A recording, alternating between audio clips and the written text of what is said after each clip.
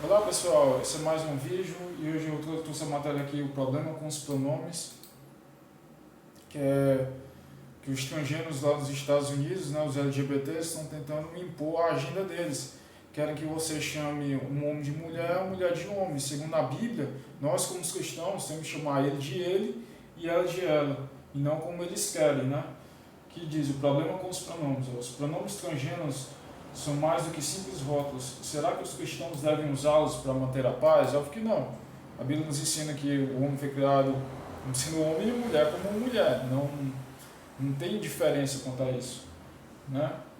Aí o movimento deles declara que 85% delas com ansiedade de gênero se curam naturalmente durante a puberdade. Ou seja, o que isso significa? Que elas até podem ter dúvida como crianças, porque são crianças, estão crescendo, elas não entendem as coisas, elas não têm discernimento ainda.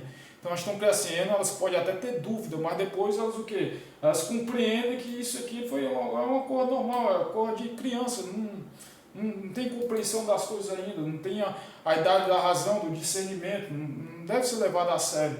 São crianças. A única vez que a palavra delas foi proferida nessa reunião de conselho escolar foi quando um membro do conselho escolar de turma se aproveitou da posição para repreender a mim e aos outros dois cristãos que dissemos à multidão que fomos criados à imagem de Deus, como homens e como mulheres por causa do seu grande amor. Esses são os tempos que vivemos, ou seja, foram repreendidos simplesmente porque disseram o que está escrito na Bíblia, que foram criados à imagem de Deus, homem e mulher. Aí continua. E para minha vergonha, esses tempos foram criados por mim, porque ela era parte deles. Um quarto de século, eu vivia como uma professora lésbica ativista, uma das primeiras radicais com um cargo efetivo, contratado, orientado e efetivado no departamento de inglês da Universidade de Syracuse para fazer com que parecesse normal. E ela conseguiu.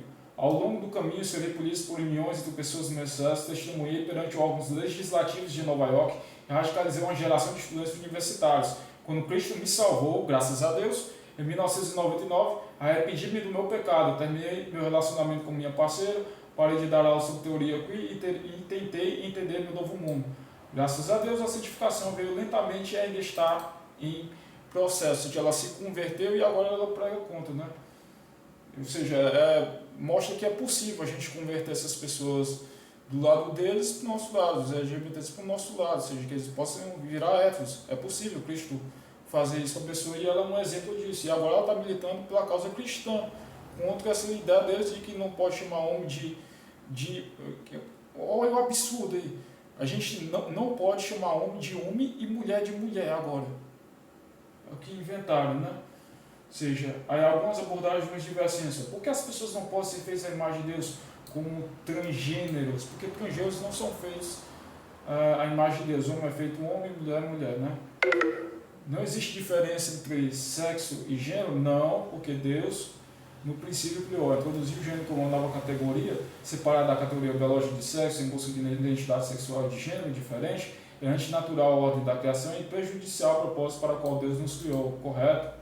Aí, o transexualismo não seria uma variação normal de gênero, resultado em viver um mundo imperfeito, assim como, digamos, a cegueira? Segundo a doutrina cristã, né, o caso deles é uma imperfeição, igual como uma imperfeição como um pecado. Assim como seria um tipo de imperfeição, o pecado também é uma imperfeição, é uma imperfeição moral. E essa imperfeição moral não deve ser praticada. E os cristãos pregam contrários a isso e devem continuar pregando, porque é assim como afirma a Bíblia. Eles vão ter que rasgar a Bíblia, então, se eles querem que seja pregado o contrário. Será que os cristãos devem aceitar a ficção cultural de usar pronomes estrangeiros para manter a paz?